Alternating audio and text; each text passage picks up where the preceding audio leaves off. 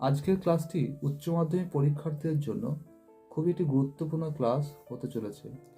কারণ যে বিষয়টি নিয়ে আজকে আমি তোমাদের সামনে আলোচনা করতে চলেছি তা হচ্ছে উচ্চ মাধ্যমিক পরীক্ষায় সবথেকে গুরুত্বপূর্ণ একটা বিষয় হচ্ছে প্রবন্ধ রচনা, অর্থাৎ যেটার জন্য 10 নাম্বার কিন্তু ধার্য করা হয়েছে।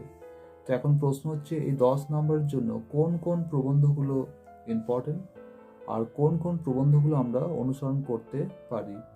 তো আমি প্রথমেই এই ক্লাসটিকে শেষ পর্যন্ত তোমাদেরকে শুনতে বলবো, কারণ এই ক্লাসটিকে যদি তোমরা মনোযোগ সহকারে শেষ পর্যন্ত শুনে থাকো তাহলে আর কোনো জটিলতায় তোমাদেরকে বিব্রত করতে পারবে না, বা আর কোনো প্রবন্ধ সংক্রান্ত কোনো সমস্যায় তোমাদেরকে আর বিব্রত করতে পারবে না। তাই তোমরা শেষ পর্যন্ত ক্লাসটিকে মনোযোগ সহকারে শুনবে।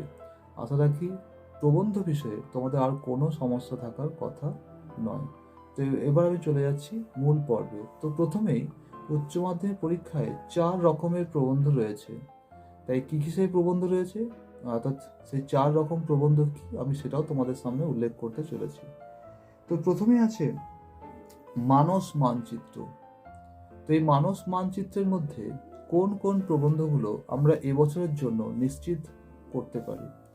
তো প্রথমে আমি বলবো মানস মানচিত্রের জন্য 1 নাম্বার যেটা আছে সেটা হচ্ছে কি, যে শিক্ষায় ও চরিত্র গঠনে খেলাধুলা, এটা আমরা এখান থেকে গুরুত্বপূর্ণ করতে পারি, 1 নাম্বার বললাম। 2 নাম্বার হচ্ছে বাংলায় বাংলার যে উৎসব, সেটা আমরা মানস মানচিত্রে করতে পারি। 3 নাম্বার বিজ্ঞাপন ও দৈনন্দিন জীবন, এটা আমরা বিজ্ঞান বিষয় থেকে করতে পারি। 4 নাম্বার ভ্রমণের মূল্য, এটা 4 নাম্বার। বা 5 নাম্বার যেটা থাকতে পারে সেটা হচ্ছে শিক্ষা বিস্তারে গণমাধ্যমের ভূমিকা, এটা হচ্ছে 5 নাম্বার। আর 6 নাম্বার ভারতের দেশ প্রেমের ঐতিহ্য। আর তারপরে যে 7 নাম্বার ছাত্র জীবন। আর তারপর এখান থেকে গুরুত্বপূর্ণ তোমরা করতে পারো যে বিশ্ব উষ্ণায়ন, গ্লোবাল ওয়ার্মিং। তো এটা হচ্ছে মানস মানচিত্র। মানস মানচিত্র থেকে এগুলো তোমরা কিন্তু বাড়িতে স্টাডি করতে পারো।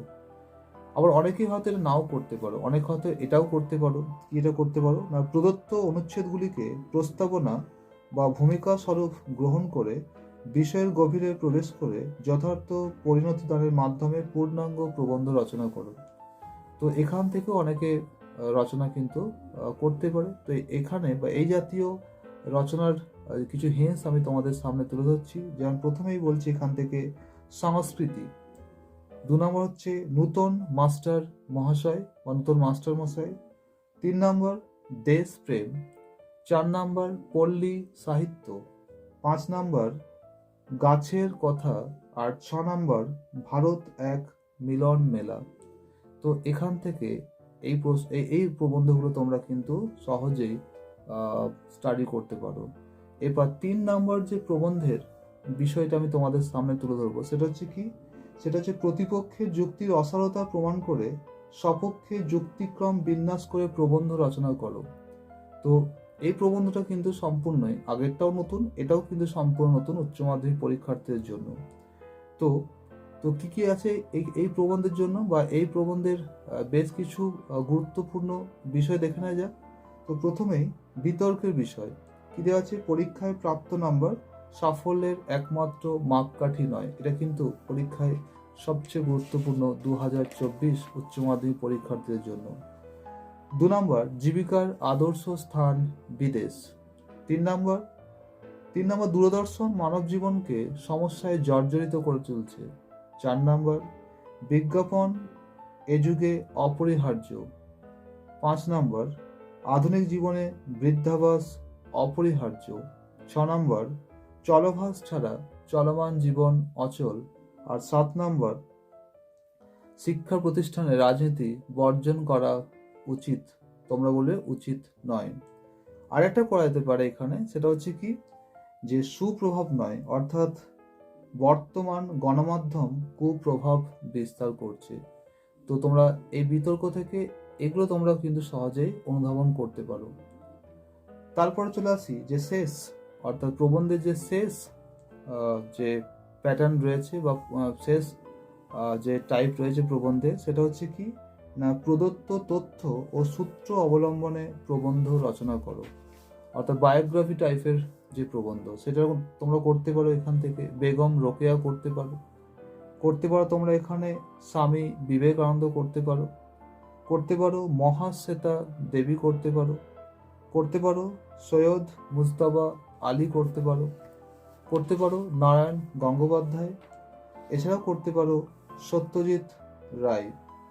এরা যে আমি রচনাগুলো কথা বললাম, এগুলো 2024 উচ্চ মাধ্যমিক পরীক্ষার জন্য খুবই গুরুত্বপূর্ণ হতে চলেছে। তো এই রচনাগুলো কিভাবে লেখা প্রয়োজন বা এই রচনাগুলো কিভাবে 10-এ 10 পাওয়া যেতে পারে, আমি এ বিষয়ে একটা ভিডিও খুব শীঘ্রই আনতে চলেছি। অর্থাৎ কিভাবে লিখলে, কোন কোন পদ্ধতি অবলম্বন করলে, কোন কোন স্ট্র্যাটেজি ফলো করলে আমরা 10-এ 10 পেতে পারি।